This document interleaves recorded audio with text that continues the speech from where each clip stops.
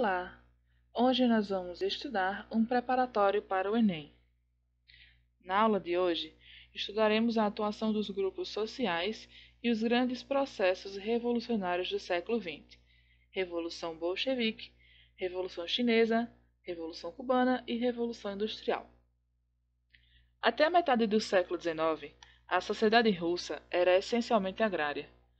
O país era governado por um regime autocrático centralizado na figura do czar, ou seja, uma forma de governo no qual há um único detentor de poder político estatal. Isto é, o poder está concentrado em um único governante, podendo ser este o líder, um comitê, um partido ou uma assembleia. Mais de 80% da população era formada por camponeses pobres, que estavam sujeitos à fome, à pobreza e ao analfabetismo.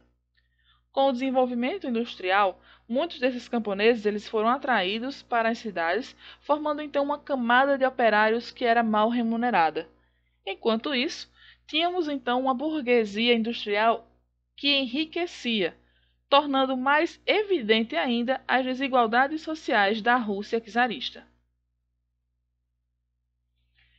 O contraste entre ricos e pobres propiciaram a difusão de ideologias como o socialismo, inspiradas nas ideias de Marx. Assim, no século XX, surgiram partidos de oposição à autocracia do czar Nicolau II. Entre estes partidos, o principal era o Partido Operário Social Democrata Russo, POSDR. Em 1903, por causa de divergências ideológicas, os membros desse partido se dividiram entre bolcheviques, maioria, e mencheviques, minoria, segundo Pellegrini. No início do século XX, surgiram então revoltas populares e greves, aos quais foram duramente reprimidas pelas tropas imperiais. Esse quadro de dificuldades ele vai se agravando ainda mais com a entrada da Rússia na Primeira Guerra Mundial, porque a situação de pobreza ela vai aumentar muito, uma vez que toda a economia estava voltada para as despesas da guerra, ou seja, a economia da Rússia czarista estava voltada para os esforços de guerra. Todo o dinheiro era destinado para as armas e para o exército. No inverno de 1917, nós vamos ter uma onda de fome que vai assolar a Rússia. E a população, então, ela vai organizar várias greves, saqueando lojas e depredando tribunais e delegacias. Nem mesmo os soldados reagiram contra a população. O regime czarista ele não estava mais funcionando bem, então ele teve que dar lugar a um governo provisório. Esse governo provisório ele vai realizar importantes reformas. No entanto, durante esse período, a Rússia continuou engajada na Primeira Guerra Mundial, o que contribuiu para manter a situação de miséria social pela qual passava a maioria da população. Vale lembrar ainda que o governo provisório ele foi chefiado primeiramente pelo príncipe Lvov e posteriormente pelo Menshevik Kerensky. Esse governo ele não conseguiu atender às principais reivindicações da população russa, que era expressa no slogan Pão e Terra, o que significava a saída do país da Primeira Guerra Mundial e a distribuição de terras aos camponeses. Esse governo ele iniciou de imediato diversas reformas liberalizantes. Inclusive, ele fez a abolição da corporação policial e a sua substituição por uma milícia popular. Nesse contexto, o partido bolchevique organizou a oposição contra o governo provisório. Contando com tropas de trabalhadores armados, além das unidades militares que guarneciam Petrogrado, os revolucionários que foram liderados pelo Lenin e pelo Trotsky, esses da foto aqui, Lenin à esquerda e Trotsky à direita desta imagem, não tiveram dificuldades em derrubar o governo provisório. Depois que a Rússia se retirou da Primeira Guerra Mundial, houve uma coalizão dos grupos anticomunistas para que pudesse derrubar esse regime socialista, implantado pelos bolcheviques. Aí nós vamos ter uma guerra civil, que durante este período, que durou de 1918 a 1920, vai ser instaurado o chamado comunismo de guerra, que consistia na estatização da economia e numa severa disciplina no exército e das fábricas. Com o fim desta guerra civil, nós vamos ter então o Partido Comunista adotando a nova política econômica, conhecido como NEP, para reconstruir o país.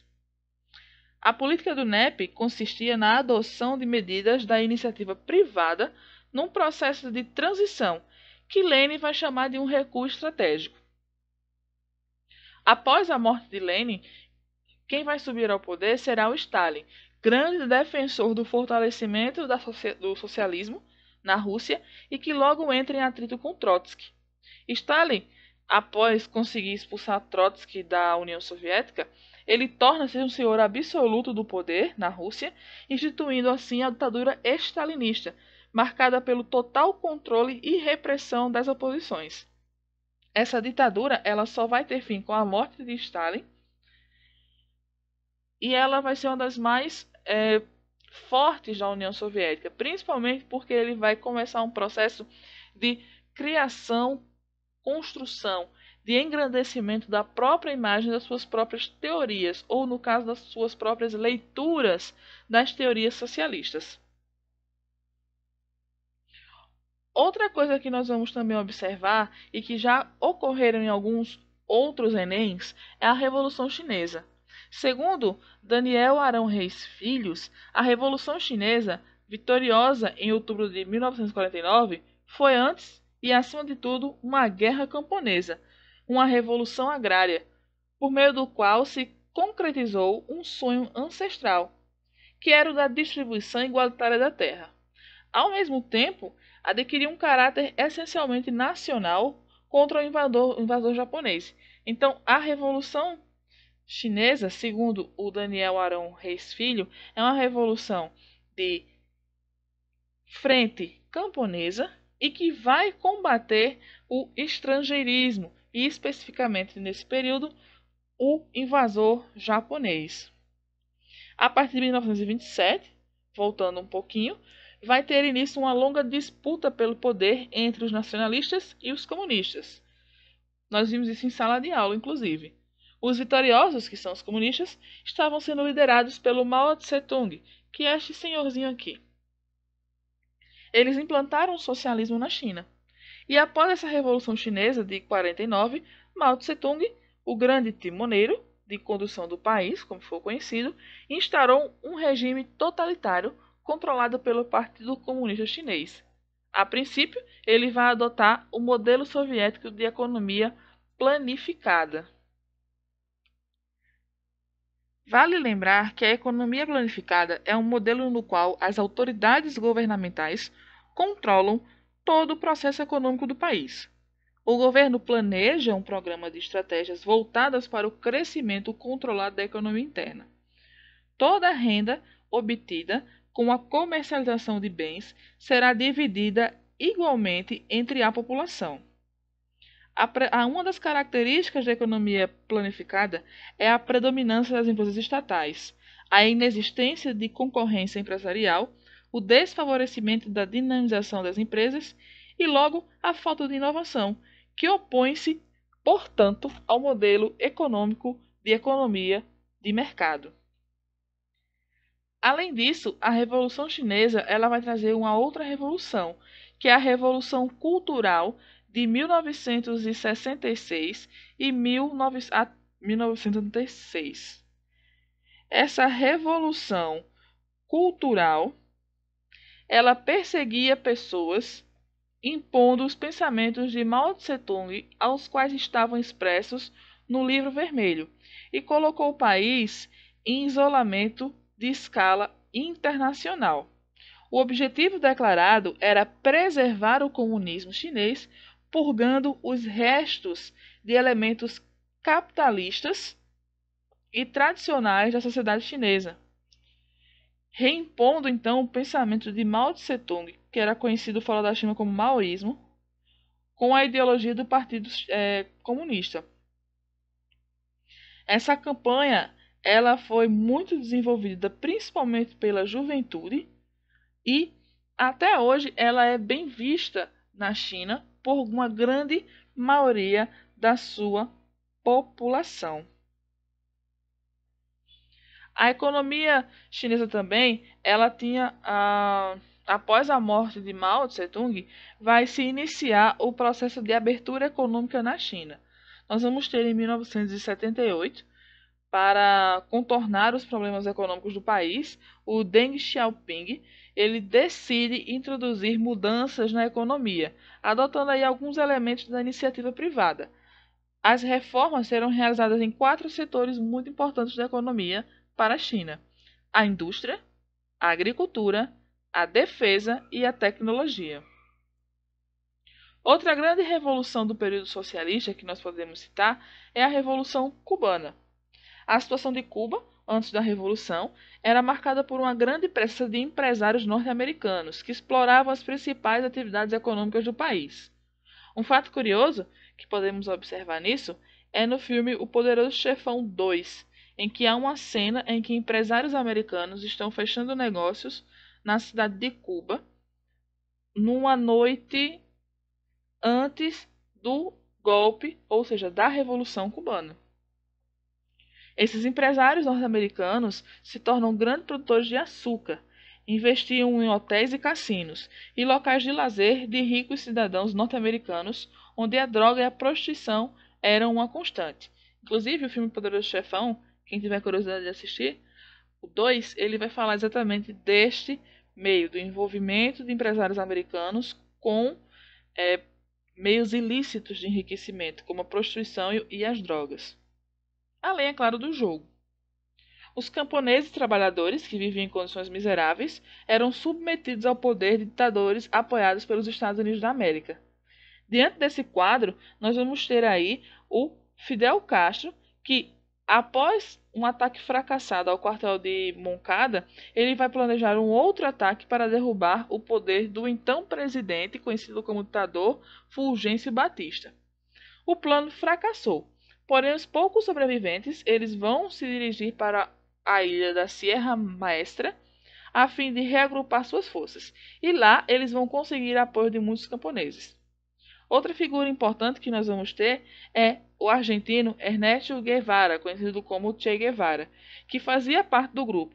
Editava também um pequeno jornal que fazia campanha contra Batista e pregava a revolução.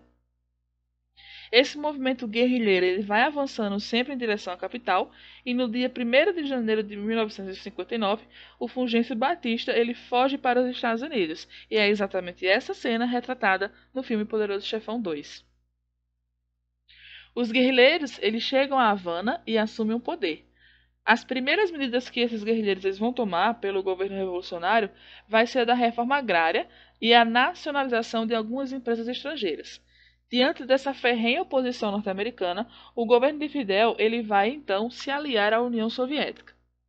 Isso vai gerar vários embargos comerciais impostos a Cuba, ou seja, a produção do açúcar ela passa a ser comprada apenas pelos países socialistas, os países que estão lotados no bloco capitalista, que estão em apoio aos Estados Unidos, eles passam a não comprar mais a produção de açúcar de Cuba. Em troca do açúcar que Cuba vendia para a União Soviética, eles vão receber também produtos industrializados dos países alinhados com a União Soviética. Lembrando que esse contexto é o contexto da Guerra Fria, então é bom a gente observar esse período de tempo. A Revolução Cubana ela vai trazer grandes avanços no campo social, investindo maciçamente nos setores de educação e saúde, o que vai levar à erradicação do analfabetismo e à redução da mortalidade infantil, além, é claro, do aumento de expectativas de vida do país. Esses reflexos dessa mudança, naquele período, foram sensíveis em toda a América Latina, porque tinha essa ideia de que o comunismo estava realmente funcionando com o fato de haver uma melhora social na ilha de Cuba.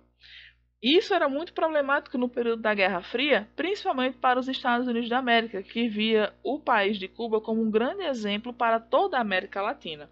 Então, após tentativas de invasão à ilha, que foram patrocinadas pelos Estados Unidos, todas fracassaram. Contudo, os Estados Unidos da América eles continuaram com as hostilidades ao governo da ilha cubana por um longo tempo. Após o fim da Guerra Fria, Cuba se vê aí, no caso, confrontando-se com uma nova realidade. Ela não tem mais o apoio da União Soviética, que vai ser extinta, ou seja, que vai se desintegrar em 1991 por causa de vários problemas sociais e políticos descritos nos capítulos anteriores dos livros que nós estudamos. E Cuba então vai iniciar um processo de abertura da sua economia para tentar se manter ainda uma ilha socialista, mas um socialismo que abre de maneira controlada suas portas para algumas empresas capitalistas, na tentativa de se manter ainda enquanto uma nação forte. Outro assunto que também cai muito no Enem e que está muito arraigado a todos os outros assuntos de desenvolvimento tecnológico que nós vimos ou que iremos ver é a Revolução Industrial. Esta revolução, apesar de parecer muito mais recente, ela é dividida em fases, mas se iniciou em meados do século XVIII. Quando se fala em Revolução Industrial, tem que se entender que é um processo de desenvolvimento técnico, econômico e social nessas três esferas. As transformações decorrentes desse processo, elas vão se relacionar com a substituição da produção artesanal e manufatureira e se caracterizam pela presença de trabalhadores assalariados, com o uso predominante de máquinas movidas a vapor e pela produção em série. O processo de mecanização crescente da atividade industrial ocorreu principalmente na Inglaterra, que vai ter aí o manto de ser um dos pioneiros na Revolução Industrial. E existiram várias condições para que possam explicar como se deu esse pioneirismo dos ingleses. O primeiro deles é a Revolução Gloriosa, que aconteceu no século XVII, que foi quando a burguesia inglesa se tornou um grupo social bastante poderoso que se aliou a uma nobreza rural, promovendo então o crescimento econômico do país, lançando então as bases para o avanço da industrialização. O segundo ponto que nós temos é a acumulação de capital. Para que pudesse haver um impulso ao processo de industrialização, fazia-se necessário o acúmulo de capital, algo que a burguesia inglesa foi realizando ao longo da Idade Moderna com a expansão do comércio e as transformações ocorridas na indústria agrária. Essa acumulação se deu, em boa parte, graças principalmente à exploração do mundo colonial, que aí nós vamos ver no capítulo que fala sobre a expansão colonialista na África e na Ásia, o neocolonialismo. O terceiro ponto é a mão de obra disponível, que foi um fator fundamental. O sistema de fábrica exige um trabalhador despojado, um homem sem condições de garantir de outra maneira a sua subsistência, pronto a aceitar a disciplina do trabalho fábril. Nós vamos ter aí grandes levas de trabalhadores camponeses em razão do cercamento das terras comunais, que é um processo chamado enclosures. Então, o que são os enclosures? Você vai pegar as terras comunais, vai cercá-las e vai dividi-las, fazendo com que os trabalhadores que antes viviam dessas terras tenham que se mudar. Você vai ter a substituição da produção agrícola pela criação de carneiro para fornecimento de lã. Então essas pessoas elas foram obrigadas a migrar para as cidades, o que nós vamos chamar de êxodo rural. Eles passaram a trabalhar então nas indústrias que estavam surgindo em troca de um salário miserável, porque como fala aqui no primeiro ponto, o trabalhador ele é despojado, ele não tem condições de garantir sua subsistência, porque ele não tem mais o campo para lhe fornecer essa subsistência. Ele vive exclusivamente do trabalho nas indústrias. Quarto ponto são os recursos naturais. Importante destacar aqui que o território inglês ele contava com o seu subsolo com grandes jazidas de carvão mineral. que era, na época, uma importante fonte de energia para o funcionamento das indústrias de minério de ferro e também era importante matéria-prima no início da industrialização. O quinto ponto é a posição geográfica. O fato de a Inglaterra ser uma ilha situada à margem da Europa Ocidental facilitou o acesso ao comércio marítimo e a exploração de grandes mercados ultramarinos. Alguns historiadores eles costumam classificar em fases ou etapas os vários desdobramentos que ocorreram durante a Revolução Industrial do século XVIII. Nós temos a primeira etapa, que é considerada, historicamente falando, de 1760 a 1860, e nesse período você tem uma industrialização mais centrada no Reino Unido. Nós temos como destaque o desenvolvimento da indústria têxtil, ou seja, a produção de tecidos de algodão com a utilização de teares mecânicos, somando-se assim ao aperfeiçoamento e ao emprego da máquina a vapor. Esse estágio ele costuma também ser chamado de primeira revolução industrial. A segunda etapa, que vai de 1860 a 1900, é a industrialização. Nesse período nós vamos ter, espalhando-se por outros países da Europa, como a Bélgica, França, Alemanha, Itália e Rússia, alcançando aí também outros continentes, como os Estados Unidos da América, o Japão e a Ásia. O progresso tecnológico não é tão significativo nessa época, que ela costuma ser caracterizada como segunda revolução industrial. As principais inovações técnicas, porque foi um processo tecnológico muito grande, vai ser o uso do aço, da energia elétrica e dos combustíveis petrolíferos. Relevante também, nesse período, vai ser a invenção do motor à explosão e o desenvolvimento de produtos químicos. Além disso, vai ser inventado também o telefone, o rádio e o cinema, que contribuíram muito para impulsionar o campo da comunicação. A terceira fase da Revolução Industrial costuma ser chamada de terceira etapa ou terceira Revolução Industrial. Os processos tecnológicos e as transformações ocorridas no trabalho, como repercussão de todos os setores da sociedade desde o século XX. Segundo o Cotrim, alguns analistas e historiadores contemporâneos passam a considerar a existência de uma terceira revolução industrial em razão do impacto das novas tecnologias, como os microcomputadores, a microeletrônica, a robótica, a engenharia genética, a telemática, o uso do computador, as telecomunicações como fax, celular, internet, televisão, entre outros.